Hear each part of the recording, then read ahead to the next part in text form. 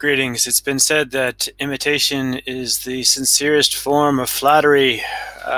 Imitation is also short for copying, reproducing results, and that's computer science 101, reproduce results. I found this great video and script from Jason Juratich. Thank you, Jason, for this. This is 4 years old, and it's still quite useful. Let's take a look. I've set up my spreadsheet more or less the same. 1, 2, 3, 4, 5, 6 columns. I think I've got 6 columns. 1, 2, 3, 4, 5, 6, 7 columns. Type question help. Type question help. And then image, video, image, video, image, sorry. 2, 7. 1, 2, 3, 4, 5, 6, 7. I can count, I guess. So I set it up, and I set up the validations, which is not really the point here, but I got all of the validations set up. So here's a choice. Here is some help text. Wrap that. I just repeated myself here. Image, video. I just grabbed a PNG off the web. And option 1, option 2, option 3, 0, 1, 0, 2, 0, 3. And then here, these options probably won't show up because this is an image box. And let's go ahead and throw another section down here. Section. Hey, it worked. It works. Thank you, Jason.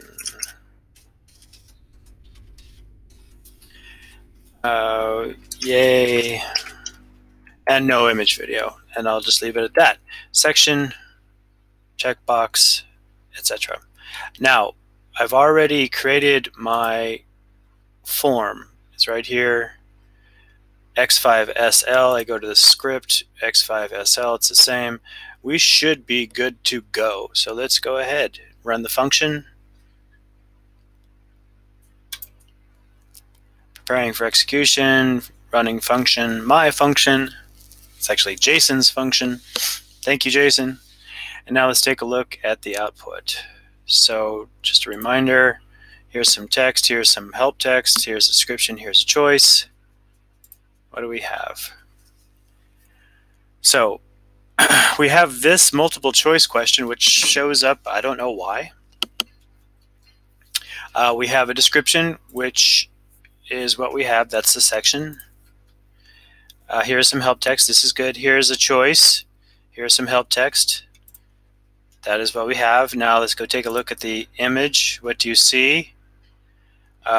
Here's some help text. What do you see? Here's some help text, and there's the image. Now the options, of course, don't show up. Oh, look at that. Whoa, look at that.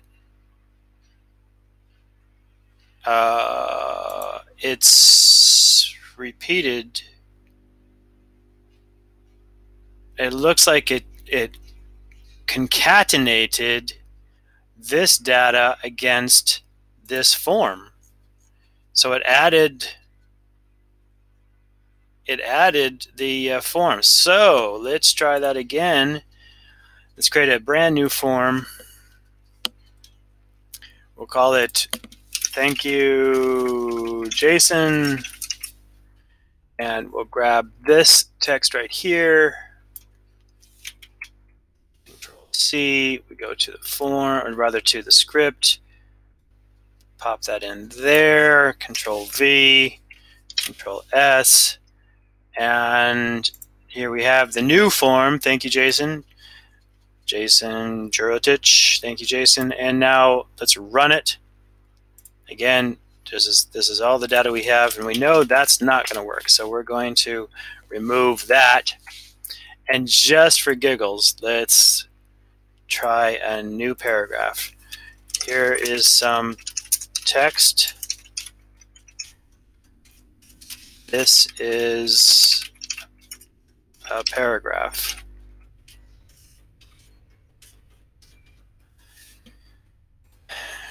save that, although Control S doesn't work anymore. Let's control back to our script. We're good. Now let's run it. Again, thank you, JSON is empty of data.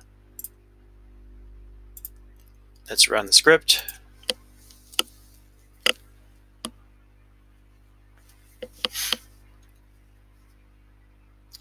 And it's done. Now let's take a look at thank you, JSON.